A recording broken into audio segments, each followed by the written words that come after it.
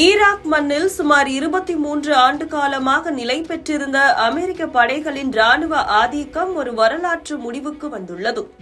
2003 Saddam Hussein ஆட்சியை வீழ்த்த தொடங்கிய இந்த போர் இன்று ஒரு புதிய பாதுகாப்பு ஒப்பந்தத்துடன் நிறைவடைந்துள்ளது. இது குறித்து விரிவாக பார்க்கலாம்.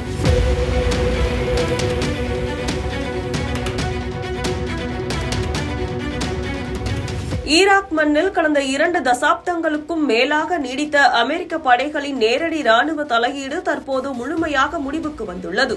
2003ஆம் ஆண்டு அப்போதைய அதிபர் சதாம் ஹுசேன் ஆட்சியை வீழ்த்துவதற்காக ஈராக் மீது அமெரிக்கா மேற்கொண்ட படையெடுப்பை தொடர்ந்து நிலைநிறுத்தப்பட்டிருந்த படைகள் தற்போது முற்றிலுமாக வெளியேறியுள்ளன. மேற்கு ஈராக்கின் அல் அன்பர் மாகாணத்தில் அமைந்துள்ள அமெரிக்காவின் பிரதான ராணுவ மையமான அயின் அல் அசாத் விமானப்படை தளத்திலிருந்து அமெரிக்க படைகள் கடந்த சனிக்கிழமை வெளியேறின. வீரர்கள் மட்டுமல்லாது அங்கிருந்த அனைத்து ராணுவ தளவாடங்களும் முழுமையாக அகற்றப்பட்டதை தொடர்ந்து அந்த தளம் ஈராக் ராணுவத்தின் வசம் வந்தது. இதனை உறுதிப்படுத்தும் வகையில் ஈராக் ராணுவ தலைமை தளபதி லெப்டினன்ட் ஜெனரல் அப்துல் அமீர் ரஷீத் யாரல்லாஹ் அந்த தளத்தின் பாதுகாப்பு பொறுப்புகளை தனது ராணுவ பிரிவுகளிடம் அதிகாரப்பூர்வமாக ஒப்படைத்தார்.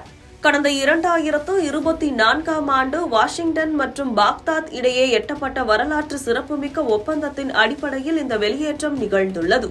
சிரியாவில் நிலவிய பதற்றமான சூழல் காரணமாக இடையில் சுமார் 350 வீரர்கள் வரை அங்கு தங்கியிருந்த நிலையில் தற்போது அவர்களும் வெளியேறிவிட்டதை ஈராக் பாதுகாப்பு அமைச்சகம் உறுதிப்படுத்தியுள்ளது. இந்த வரலாற்று தருணம் குறித்து பேசிய ஈராக் பிரதமர் முகமது ஷியா அல் சூடானி, அந்நிய படைகள் வெளியேறிய பிறகு ஈராக் மண்ணில் அரசுக்கு அப்பாற்பட்ட எந்த ஒரு குழுவும் ஆயுதம் ஏந்தி செயல்படுவதற்கு இனி எவ்வித நியாயமும் இல்லை என திட்டவட்டமாக தெரிவித்தார். இது ஈராக்கில் உள்ள பிற ஆயுத குழுக்களை கலைக்க அரசுக்கு கூடுதல் அதிகாரத்தை அளிக்கும் என அரசியல் நோக்கர்கள் கருதுகின்றனர். இனி அமெரிக்காவுடனான உறவு என்பது ராணுவ தலையீடு என்ற நிலையில் இருக்காது. மாறாக இரு நாடுகளின் இறையாண்மையையும் மதிக்கின்ற வகையில் வெறும் இருதரப்பு பாதுகாப்பு ஒத்துழைப்பு என்ற புதிய சகாப்தம் தொடங்கியுள்ளதாக ஈராக் அறிவித்துள்ளது.